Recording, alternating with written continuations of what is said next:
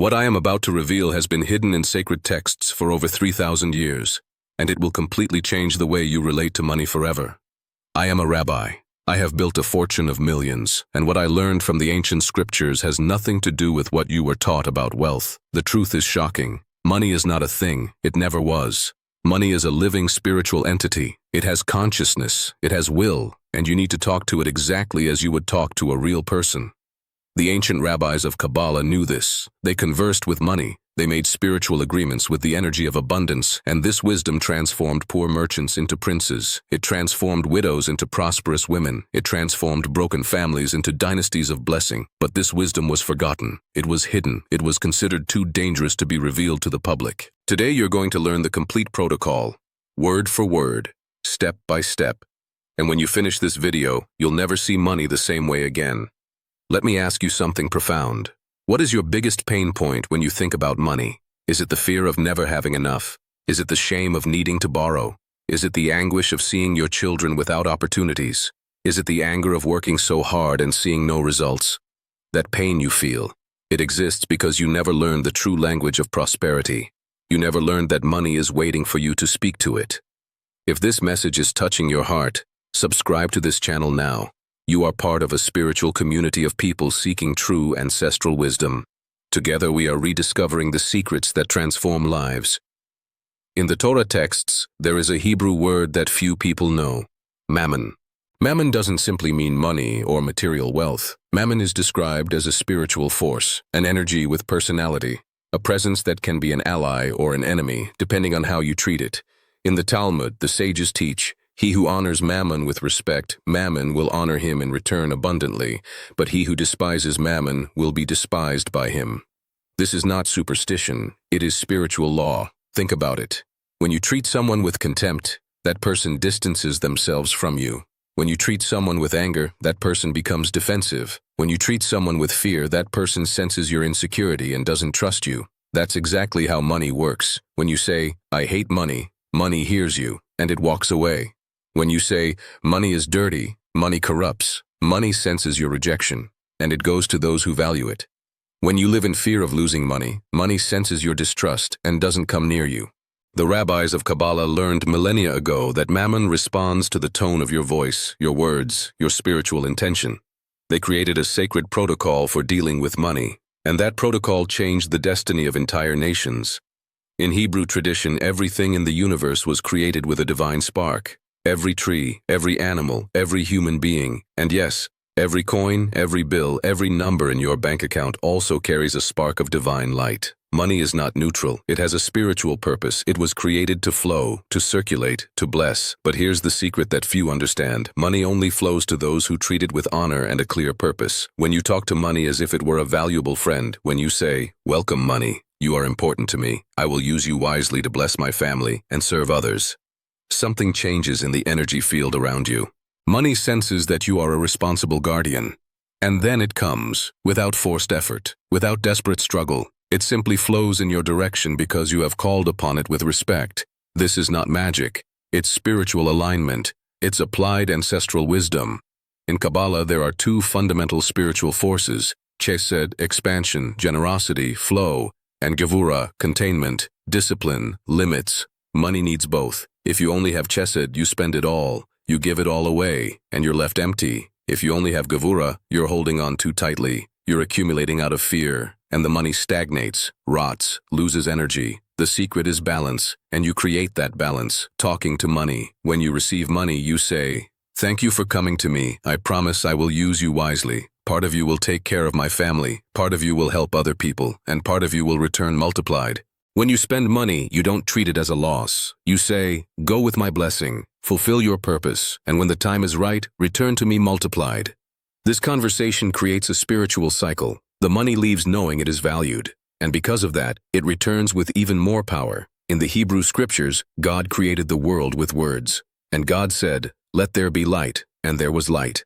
This reveals a profound principle. Words create reality. When you speak, you are not just emitting sound, you are releasing creative energy. You are shaping the spiritual field around you. Kabbalists know that each word in Hebrew has a numerical frequency called gematria, and these frequencies influence the invisible world. When you speak negatively about money, you create energy blockages. You build spiritual walls that prevent prosperity from reaching you. When you speak with gratitude, with respect, with clear intention, you open portals of abundance. That is why the rabbis teach, take care of your mouth like you take care of your home, because your words determine who enters and who leaves your life. Now I'm going to teach you the exact protocol. Follow this every day. In the morning, before starting your day, hold up a banknote or look at your bank balance. Take 3 deep breaths. Speak to the money aloud or mentally. Good morning, money. You are welcome in my life. I honor you. I respect you. I will use you wisely and with love. Thank you for being here. At night, before going to sleep, be grateful for the money you have, even if it's not much. House, thank you for taking care of me today. Tomorrow we will thrive together. You are safe with me, and I trust you. When to receive money, don't complain about the price. Be grateful. House, thank you for coming. You are the beginning of more. Welcome. When to spend money, don't feel guilty or angry. House, go with purpose, return multiplied. This simple ritual reprograms your spiritual relationship with abundance. In Hebrew tradition, a covenant is a sacred commitment. When you make a covenant with someone, you become eternal partners. Make a pact with money. Tell him, I pledge to treat you with respect. I promise never to despise you, never to curse you, never to use you selfishly or destructively. And in return, I ask that you flow freely into my life, multiplied and blessed. When you make this alliance sincerely, the universe responds. Doors open, opportunities appear. Money starts chasing you, instead of you chasing money. The man who was bankrupt. I met a man in Sao Paulo, a businessman. He had lost everything. Debts of hundreds of thousands of reais, family destroyed, hopeless. He came to me in despair. I said, have you talked to the money yet? He looked at me like I was crazy. I explained the protocol. He accepted, more out of desperation than faith. For 30 days, he would wake up and talk to the money. He would give thanks for the few reais he had. He would ask forgiveness for having mistreated prosperity in the past. He made a daily covenant. In the second week, a former client contacted him out of the blue. He closed a deal worth 50,000 reais. At the end of the month, an international opportunity arose, something he had never imagined. Today, 2 years later, he has rebuilt everything, not just financially, but spiritually. He understands now that money was always waiting for him to treat it with respect. The woman who lived in shame. A 45-year-old woman came to me, single. She said she worked very hard but never had any money, always on the edge, always borrowing. She held a deep belief. Money isn't for me. I don't deserve it. When we explored this belief, we discovered it stemmed from his childhood. His father always said, money is for the smart. You're too humble for that. That word has become a curse. I taught her the protocol for conversing with money. But with one addition, every day she had to ask forgiveness from money for believing she wasn't worthy of it. She cried a lot in the first few weeks. It was painful to let go of that old belief. But something began to change. She got a promotion at work. She started receiving praise. Her finances stabilized. Today, she has savings for the first time in her life. And most importantly, she looks at money with peace, not with shame. The family that taught the children. A family with 3 young children began to apply this teaching at home. They created a ritual. Every night before dinner, each family member gave thanks for the money they had. The children, even the youngest, learned to say, "Thank you, money, for buying our food. Thank you for taking care of us." The parents were shocked by the result. The children stopped constantly asking for things. They began to appreciate what they had. And interestingly, the father received 2 promotions in 6 months. The mother started her own business, which became a huge success. But the real miracle was spiritual. The whole family developed a healthy, balanced, and grateful relationship with prosperity, and this mindset will stay with these children for the rest of their lives. But I don't speak Hebrew. Will this work for me? Yes. Hebrew is powerful, but what matters is not the language. It's the spiritual intention. It is sincerity of the heart. God understands all languages. Money responds to all vibrations. Speak in your language, with your voice, with your truth. What if I've already failed so many times? What if the money never comes? Your past does not determine your future. In Hebrew tradition, there is the concept of teshuvah, a comeback, a fresh start. It doesn't matter how many times you failed. What matters is that today you're willing to change. Money doesn't hold grudges. It's waiting for your honest conversation. What if I'm not spiritual enough? What if I don't fully believe in it? Faith doesn't need to be perfect. Faith needs to be honest. Start small. Try it for 7 days. Talk to money even if you doubt it. And observe what happens. Spirituality isn't proven with arguments, it's proven with experience.